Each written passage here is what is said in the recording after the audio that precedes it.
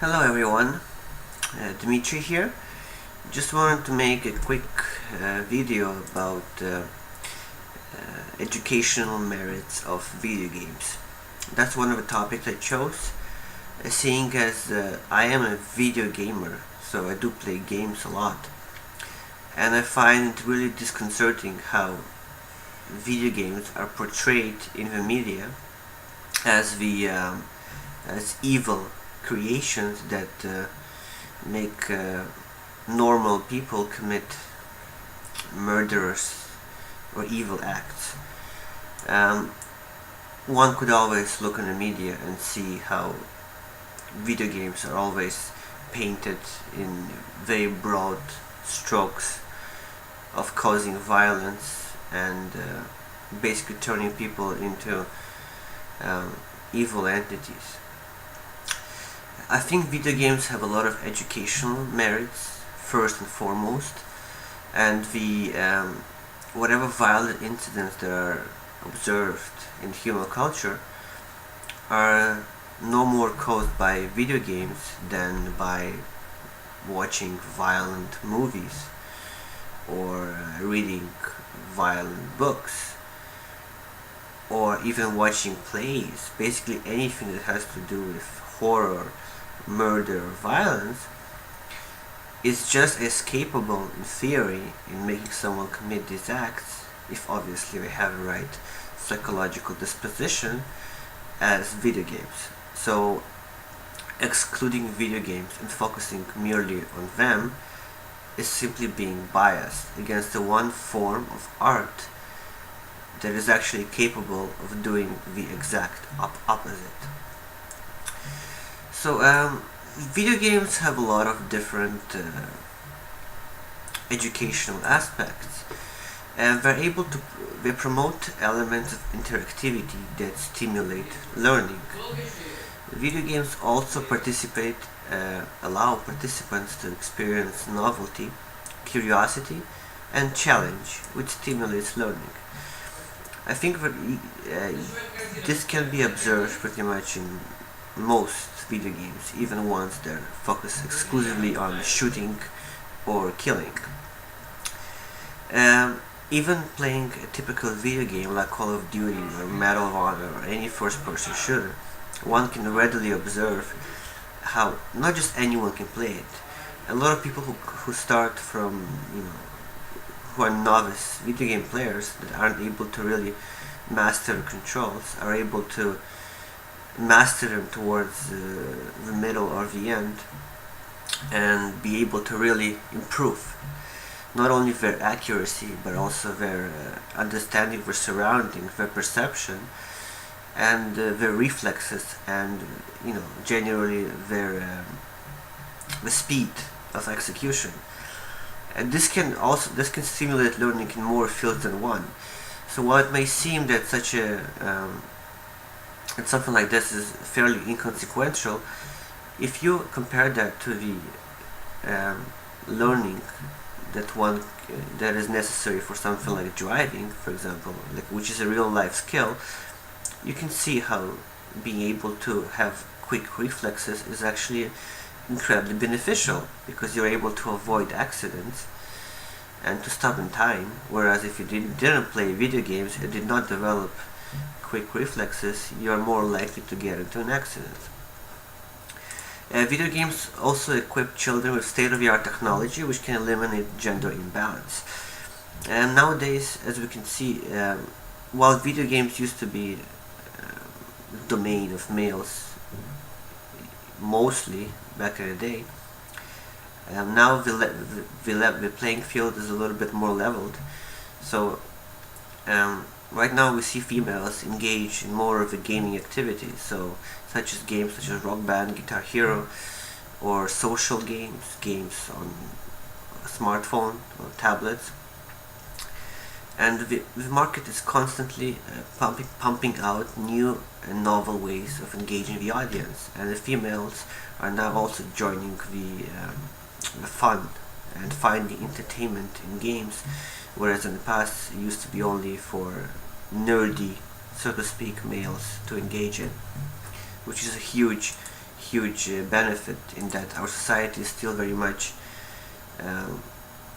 focused on, is basically male dominated, and something like video games can, if they can bridge the genders in this area, then perhaps in the future other areas will also experience a similar improvement. And video games also help in development of transferable IT skills. Now it's not a secret that while playing video games one learns a lot of skills, not only in terms of reflexes and other it's essential skills, but also skills relating to particular categories. So you're able to use a computer more efficiently, or able to do more with, do more functions on the computer than you were able to do before, because you were playing a video game, you were learning how to run it, you were learning how to fix problems if the game wasn't running, you were browsing forums, you were looking for solutions, and doing that basically gave you the right sort of knowledge that enables you to apply to positions which require considerable computer skills. And while you could definitely learn the more particular skills as a job, the foundation would already be there, and that's a huge boon for employers as well as the employees themselves. Also, video games help in allow for stimulation without real consequences while participating in engaging activities. What it means basically is that video games allow you to experience fantasies that you would not be able to experience in the past, because in the past you didn't have such a medium to experience them in. Whereas now you're able to do so without having to, essentially have real life consequences, such as going to prison or being submitted to hospitals or what have you. Video games also help adolescents regress to childhood play, which allows adults to capture some of the lost joy of engaging in simple entertainment without having to think of kids, bills, work, or general survival strategies. I think that definitely video games, what we need to do, we need to show more beneficial sides of video games based on research and testimonies, and there's a lot of it on the market, in the internet right now. We need to let audience participate in video game debates on the news, instead of allowing the biased people on the news and the media discuss video games who haven't even played any video games at all. We're simply trying to we're scaremongers, essentially, trying to portray video games as a violent medium, whereas it's the most peaceful medium imaginable. No more violent than movies or books. And we also need to provide video game facilities in all educational institutions, which will definitely allow people that aren't really that technology oriented to be more familiar and comfortable with state-of-the-art video game facilities. I do believe we need to stop cannibalizing events in the world through the biased prism of video game violence, because, as I said before, video games do not cause any more violence than anything else. Anyone who is sufficiently equipped to commit violent acts will be able to do so, regardless of whether he plays a violent video game, watches a violent movie, or reads a violent book. There is no particular need to exclude video games as the only perpetrator of violence, because violence depends not on the actual context of the event, but on the context of the individual and his values, as well as his ability to act on his impulsive instincts. I think students should be exposed to various forms of video gaming, and thus they'll be able to divert more energy towards more enjoyable activities than they would otherwise. Nowadays, especially on breaks, people tend to bully, and people tend to engage in a lot of harmful activities. They tend to skip school, they tend to shirk responsibilities, and I think if I provide them with state-of-the-art facilities, they'll be able to not only enjoy their breaks more, but also be able to learn things as well. Finally, I think violence and taboo will be lifted, and the Electronic Entertainment Rating Board, which is the organization dedicated to rating video games, will become more lenient so that parents will not be as concerned about the sort of content their children are exposed to if they are more in tune with their kids' psychology as well as the psychological implications of video gaming, which aren't anywhere near as severe as they're portrayed by the media. So what I propose is that student bodies in schools secure funds, if possible, and present opportunities for the audience to engage in video games and see how benign their influence is, or can be. I also think video games should be promoted as an art form and not as a violent outlet for one's fantasies. Finally, I think video game technology should be integrated into the course curriculums to familiarize everyone with them and lead to wider adoption, acceptance, and understanding.